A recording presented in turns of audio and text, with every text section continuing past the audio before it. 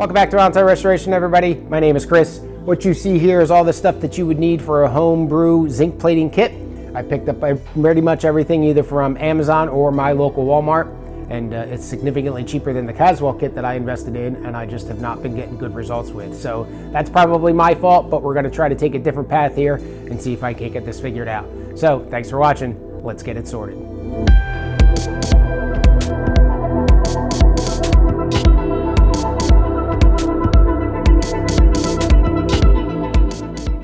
So as most things with the restoration here of my TR4 and previously my Spitfire, I'm not coming up with any of this stuff on my own. I'm standing on the shoulders of giants, so to speak. And in this particular case, there's a gentleman out there, Stephen Moss, I think is how you pronounce his last name, who restored a Triumph TR4A and did a very, very detailed blog and write-up with photographs and everything like that on all the stuff that he did. And that's been a great resource for me. And he's got a little bit of an article on zinc plating. And it looks like he had the Caswell kit as well and then transitioned to this stuff and got halfway decent results. So I am following along with his recommendations and everything that he put on his website with ingredients and all that kind of stuff and how to go about it. So that's what we're going to use as a following. That's what we're going to be following. So obviously you got a 3.5 gallon bucket here. So I've got 3 gallons of distilled water. That's going to kind of start us off. And then everything else, all the chemicals and everything like that are all going to be by weight. I have a little aquarium filter circulator thing that I'm going to stick in here. I've got an aquarium heater that I showed you. He says that on his website, Caswell has you recommend that you heat their stuff up to about 100 degrees.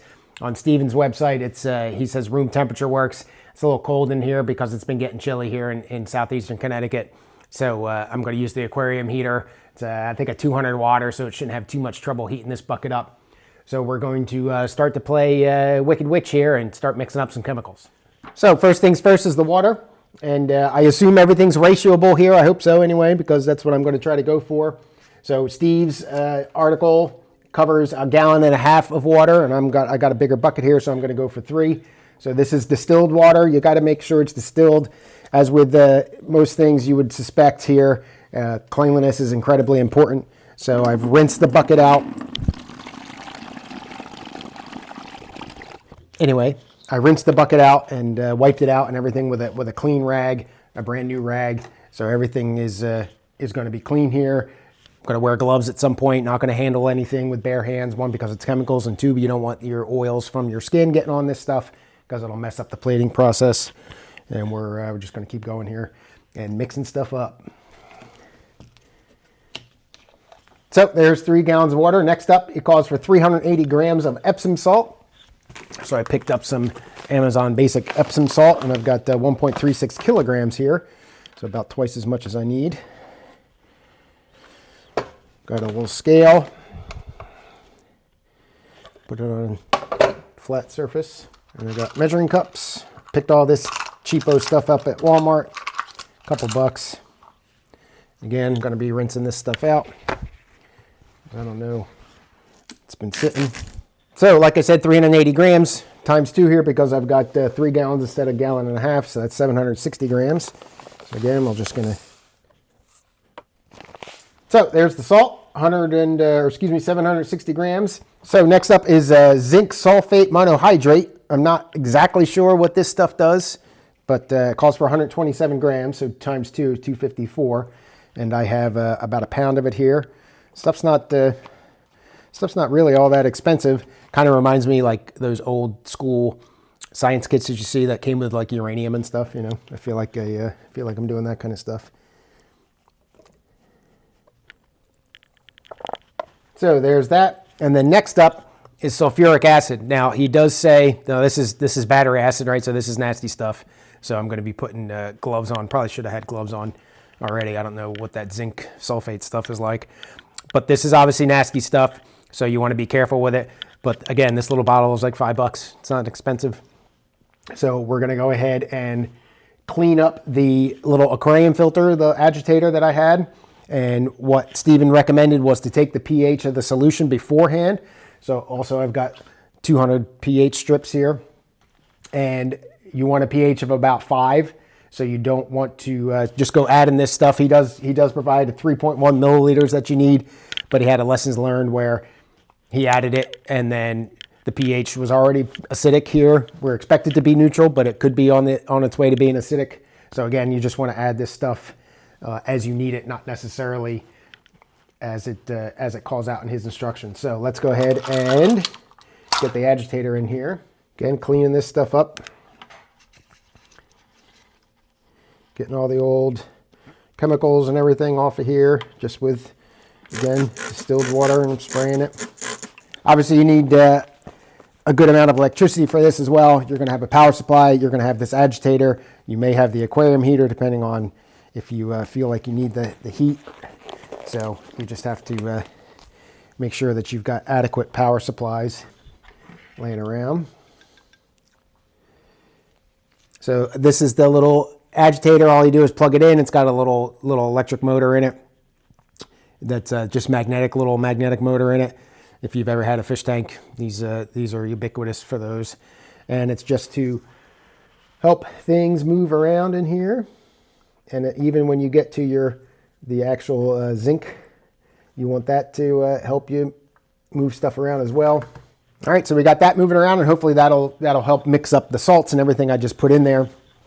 We're going to let that mix a little bit for a little while before I go ahead and check the pH. I also want to get the heater in there. I don't know how long the heater cord is. This is also a completely submersible heater, which I wanted to get. Put it on a little suction cup. Even comes a little temperature thinger, so we'll put that on the side of the bucket. Why not? And the cord looks pretty long. That's good. So this is a Orlushi. Yep. So you can see here the heater, and we're just going to go ahead and it has to be completely submerged. So that's it's going to be a little bit tricky. We'll go ahead and rinse this off. Now I do have a small one, a little 50 watter. I think this is 200 if I remember right, and it may not fit in this bucket. All right, well that's completely submerged, but unfortunately it's just kind of sitting there.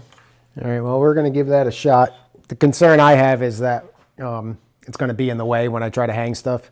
Other thing that is a good idea to have is one of those thermal heat guns, the laser heat guns. I do have one of them. Let me go grab that real quick and see what this is really sitting at. So that's only it's only about 50 degrees. So I would not consider that room temperature. Definitely something I need to warm up.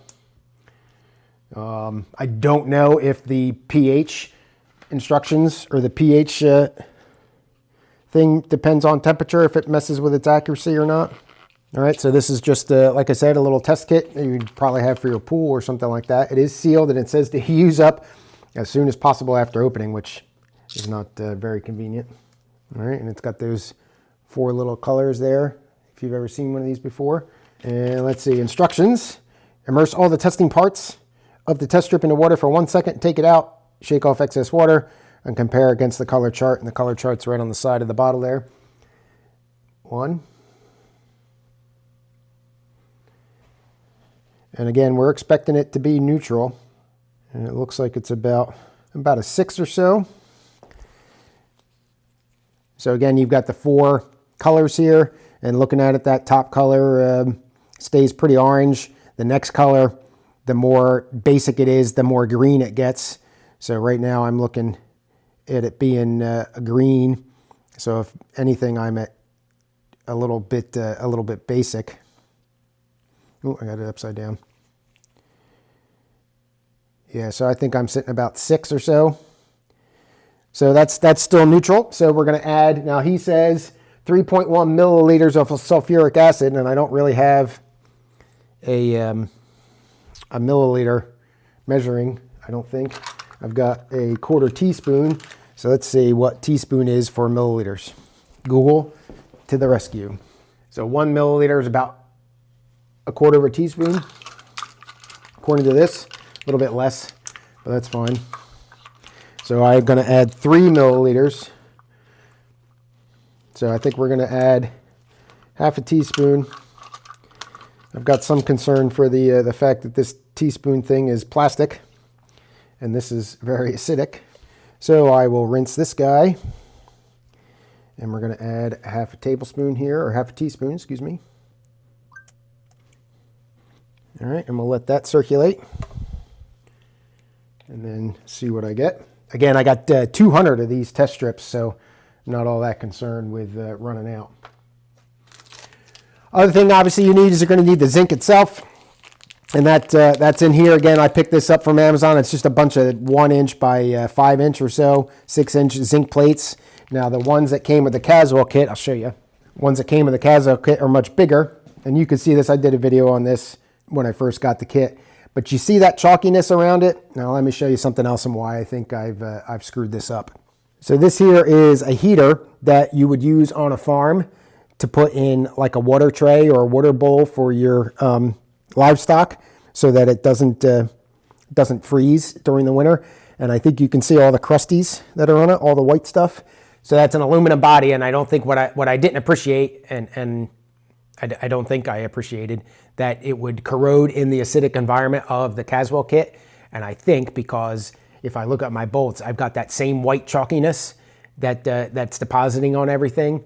And granted, my fault, I probably contaminated the zinc bath, and you know, shame on me. So that's kind of why I'm starting over here to get this homebrew stuff.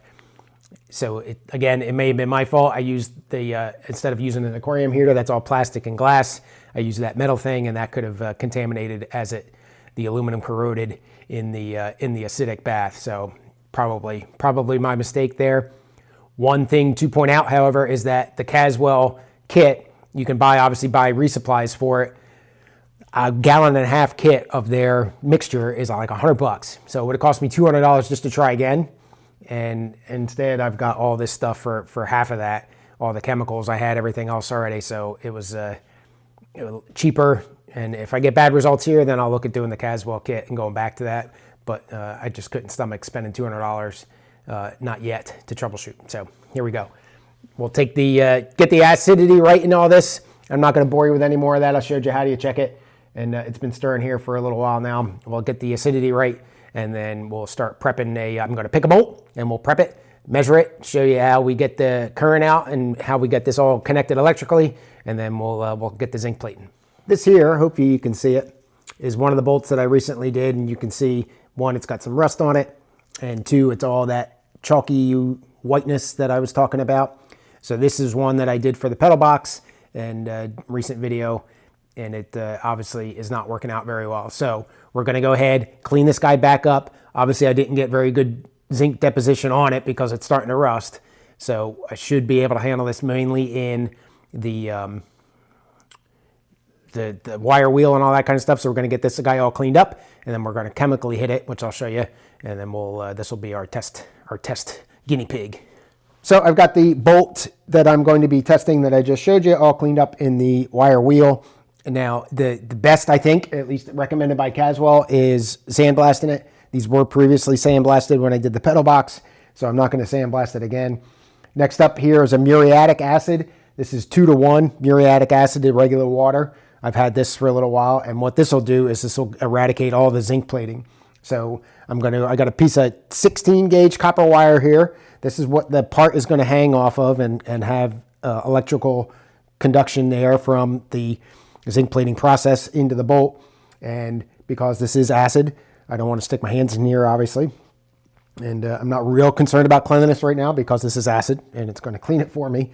But we're just going to take this copper wire, wrap it around the bolt here, and that's like that. So then this is going to hang off of this guy, which is going to be suspended above the bucket. And this is just a piece of copper piping that I smacked flat at both ends so that when it fits and doesn't move around a whole lot.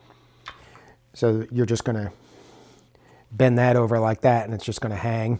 So, but because it's convenient here to be able to handle it like this and not stick my hands in and drop this thing in there and lose it, it kind of allows the muriatic acid here to work on it while still being able to get it out of here relatively easily. So essentially, we're just going to leave this in here until it stops bubbling.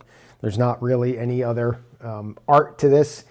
I don't know what kind of stuff this is off-gassing. Who knows? I'm not going to stick my face over it, that's for sure. And but I'm also not going to cover it in case there's some heat being produced here. I want it to be able to breathe. So we're just going to set it kind of back in the corner and let this go until it's done bubbling. I'll show you a close-up of it. So you can see there all that bubbling action, and that's getting off whatever it's getting off, stuff that it doesn't like. And I got one more pH test. You can see all my pH strips here, even though this camera's not really showing a difference in color. The first one's to the left, and the second and then the third one all over to the right.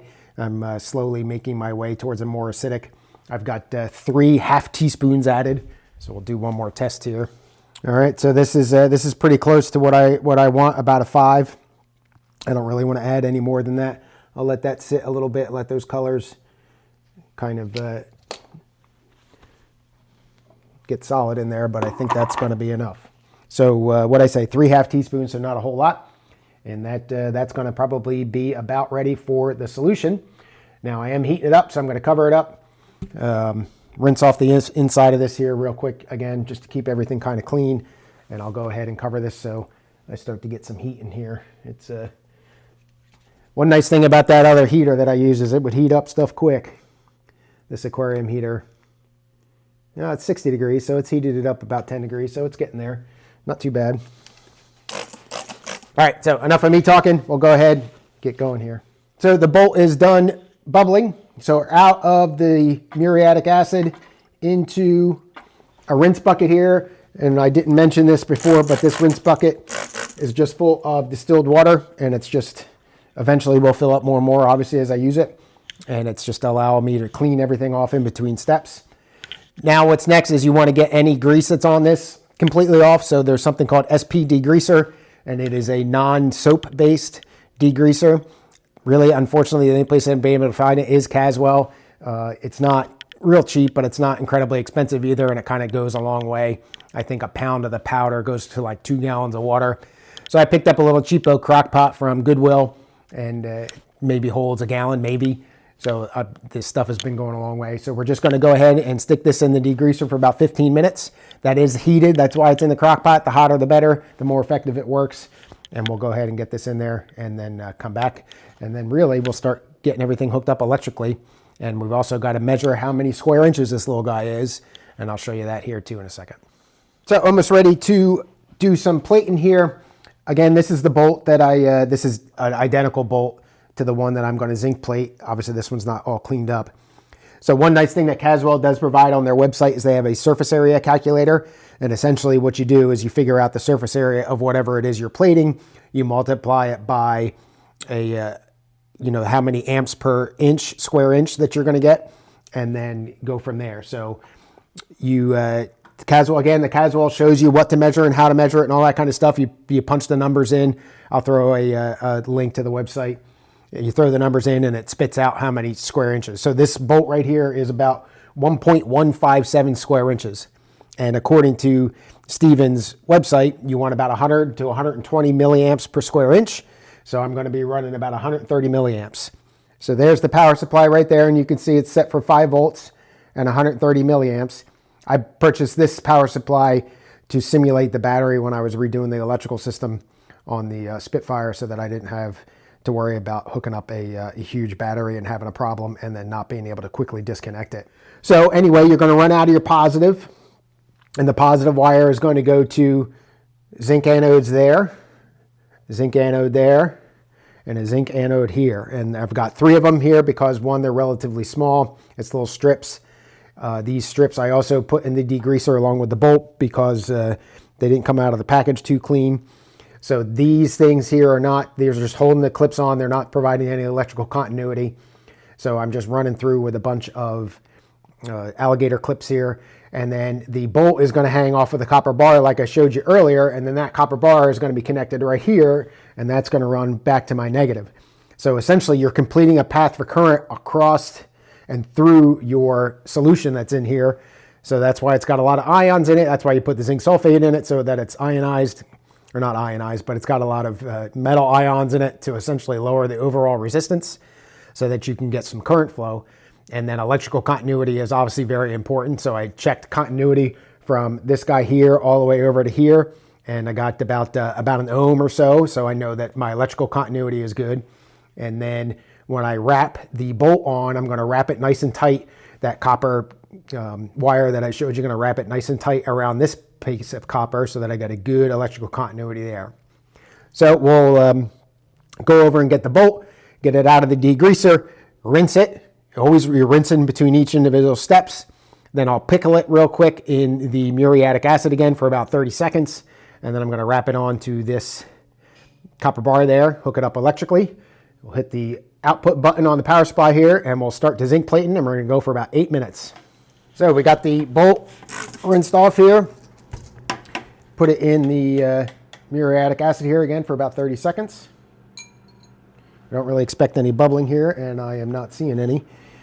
I think all this is really trying to do is essentially etch it, just so it provides a little bit of a pit or whatever that obviously is very small and hard to see, that the zinc will plate onto. So about another 15 seconds here. All right, so we'll go there. We'll get it out of and back into the rinse. Again, you're going to be using a lot of a lot of distilled water here, so I'd recommend you grab a couple gallons of it. So now, right, I've got to worry about where I'm hanging the bolt here, and if you see, if I hang it just like that, it's going to hang out really low. And I don't know if you can see the shadow on the bucket here, but the zinc plate goes to about here. So I would like to get it close to that. The closer you can get it to where you want to zinc, obviously, the better off you would expect it to be. So we're going to go ahead and drop it in and do a nice tight wrap on that guy. Hook up electrically here. And all I got to do is hit the output button. So when I hit the output button on the power supply, you see it says 0.63 volts now. So that's telling me that even though I had it set for 5 volts, this is kind of a self-regulating constant current. So it's going to go for a constant current of 130 milliamps, and it's only taken it a little bit over half a volt to do so. So that's good in a way. I know that I've got a solid electrical connection. And I don't know if you're going to be able to see this. Probably not. But if you look, it's having problems focusing. Maybe. If you look at where the copper wire is just going into the bath there, you can see it's discolored a little bit. And what's happening right now already is that the zinc is plating out on, there you go. See how it's dark? Again, I'm sorry it's blurry, but that zinc is already plating out onto the copper, and hopefully to the bolt. So let me set an 8-minute timer, and we'll come back in 8 minutes, and then we're going to essentially flip it 180 degrees, go for another 8 minutes, and then that should do it. So crossing my fingers. So it's been 8 minutes. Let's take it out and see what we got.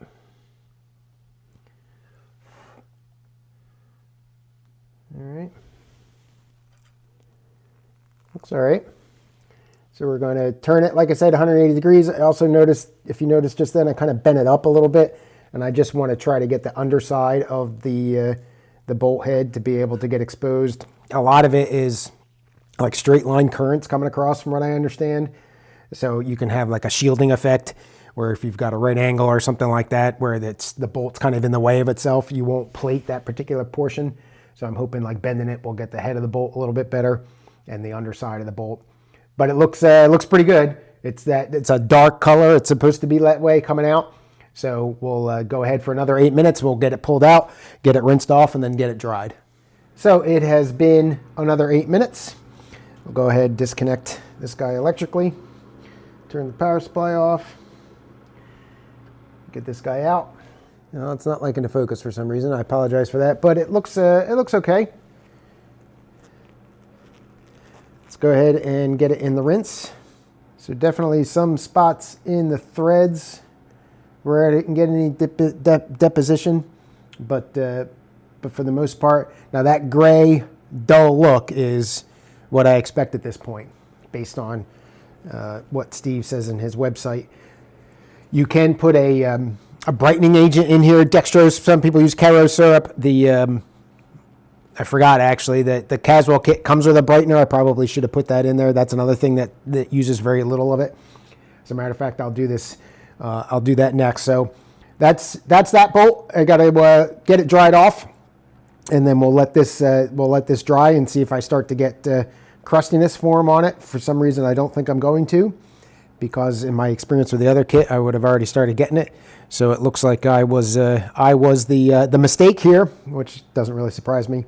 So we'll go ahead and get this dried off, and I'm going to go through the exact same process with the other. There's 3 of these bolts total for the pedal box. I've got the other two sitting in the muriatic acid, getting the rest of the zinc off of them, whatever is left. So we're going to go ahead and do the process on those with the brightener this time, and then I'll come back when I'm all done and show you the end result for all three. Got the other two bolts in the bath here, and all I did, because the surface area is now ×2, all I did was double the current. So I've got about 260 milliamps going now. So this is the bolt as it came out, and it's obviously very dull. So we're going to take a brass brush here and just take that dullness hopefully off.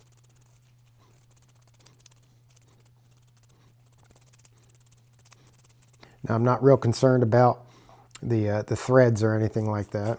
So there you go. No